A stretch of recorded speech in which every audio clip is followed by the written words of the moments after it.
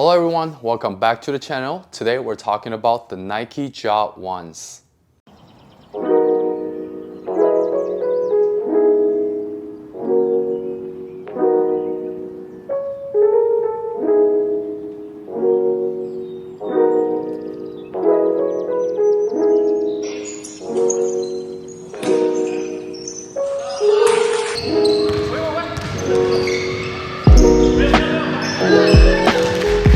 So as we all know, this is the first signature shoe of Grizzly guard Ja Morant.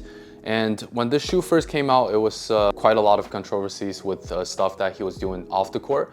And now with this suspension, seems like everything is quiet down now. We can finally look at this shoe and then just review the performance and not focus on other stuff. So this shoe came out on April 19th with the Day 1 colorway, which I think is the cleanest colorway so far. At the time, I wasn't able to grab the launch colorway. So instead of that, I grabbed these, which is the Trivia colorway. I actually like these a lot too. It's a very subtle colorway with some binge and some nice fun colors on here too. The green, the blue, and the yellow all look very nice together. I really like the insole of these. There's some interesting trivia questions about Ja Morant's career. I think that's a really nice touch. The look of the shoe, I would say looks pretty nice, but I do agree with what a lot of people are saying. When you look at this shoe from this top-down view, it looks bulky as heck. From the side, I think it looks great, but from the top down, definitely not the best. So let me know what you think of this shoe in terms of the looks and everything. Personally, I'll give it like a 7 out of 10. So let's start with briefly going over the materials used in this shoe. So the upper consists of this traditional mesh and synthetic leather material. It's nothing really too crazy, but I think it works really well in terms of ventilation and support and lockdown. It's not a super premium shoe, as you can tell by the price point of $110 US. You pay for what you get, and in this case, I think it works for a performance shoe. And then with this shoe, I think one of the things that we have to talk about is the crazy amount of padding that you get in the heel and the tongue area. To me, this feels really, really nice. I am a big fan for kind of more bulky materials in basketball shoes. I think it just supports your foot and provides you with a better fit and lockdown.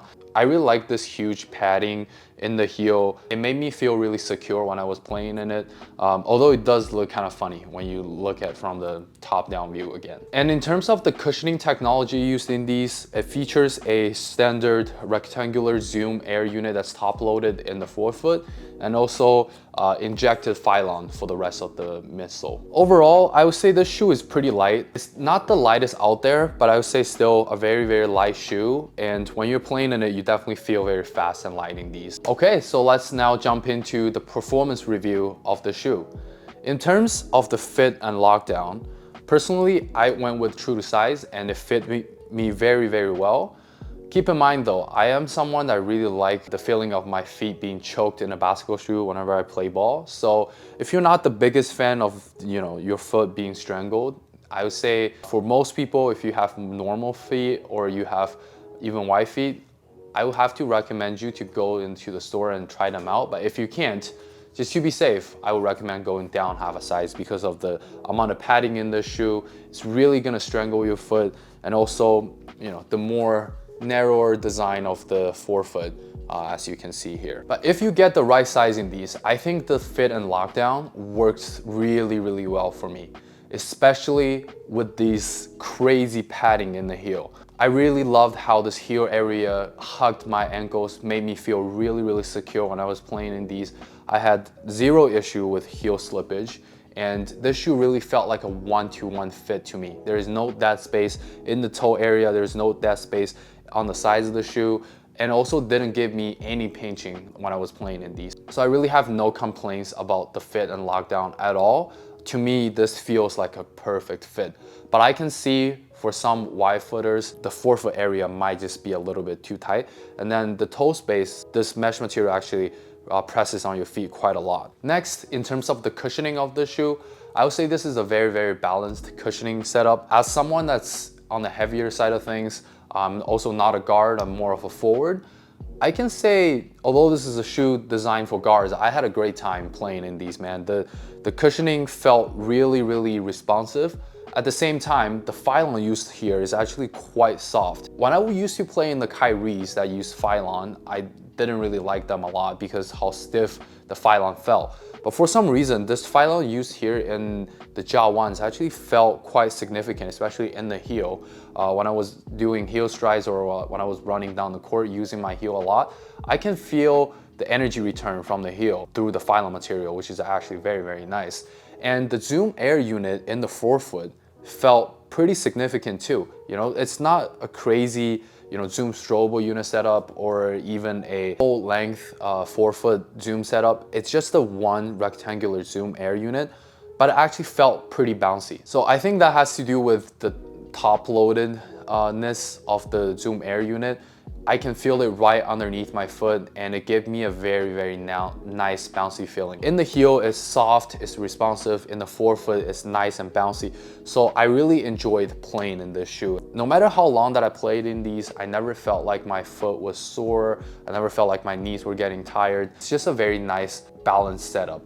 You also get to stay relatively close to the ground. I wouldn't say this is the best court feel shoe ever, but to me, it felt like it was pretty good. Next, we're gonna move into the traction of the shoe, which is definitely the strong suit of the shoe. In terms of the traction pattern, it features a multi-directional kind of triangular, also herringbone in the rear foot area. So this traction in terms of the rubber and the pattern and everything just provided me with great coverage on the court. No matter which type of movement I was doing, no matter what court condition I was playing on, both dusty and clean courts, I had a great time. I want to say I never slipped once in this shoe, and every time I land, it's always a very, very firm landing. So this traction setup, I really have zero concerns. 10 out of 10, no doubt.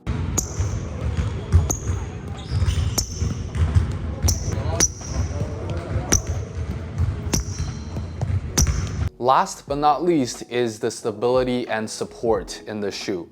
In terms of the lateral stability, I think this shoe will get you covered. Obviously, you can see it has a pretty wide forefoot area, but it doesn't have like a crazy outrigger. While I was playing in these, I never felt like I was gonna turn my ankles, and I felt pretty confident in my steps and my movement. I think that has a lot to do with the one-to-one fit that I was talking about. It really made me feel like this is an extension of my foot, so I didn't worry about stepping out of the shoe or turning my ankles while I was doing landing or jab steps and stuff like that. I think the forefoot straps here actually help a lot with the containment in the forefoot as well. So make sure that whenever you're applying force in these areas, your foot is not gonna slide out and it's nicely contained, which made me feel really, really secure. Also, the fact that this shoe doesn't feature a crazy cushioning setup also helps with the lateral stability as well. You do feel the ground quite a lot, and when you're playing, it's always nice to be nice and close to the floor. In terms of the torsional support in the shoe actually features a very small midfoot shank plate that's top loaded as well. It's just plastic.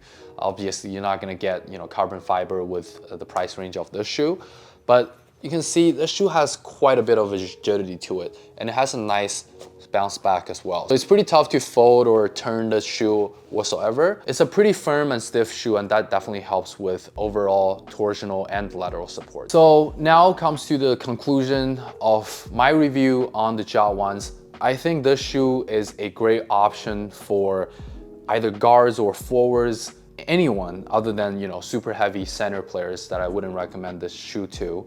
But everyone else, I think you're gonna have a good time playing in these just because of how nice the cushion is, how one-to-one the fit is, and also the traction.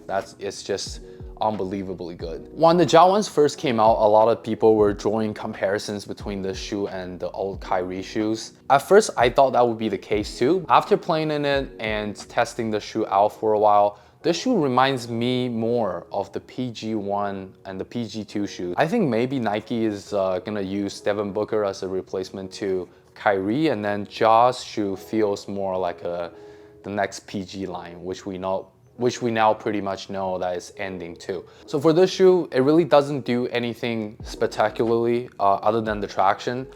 Everything else is just very well put together, very reliable. Whenever I feel like, you know, I don't know which shoe to wear, I don't want to wear anything too crazy, more of a minimal setup, this would be the shoe that I want to reach for. That pretty much concludes it for today's video. Let me know what you think of the Jot ones in the comment section down below, and I'll see you in the next one. Peace.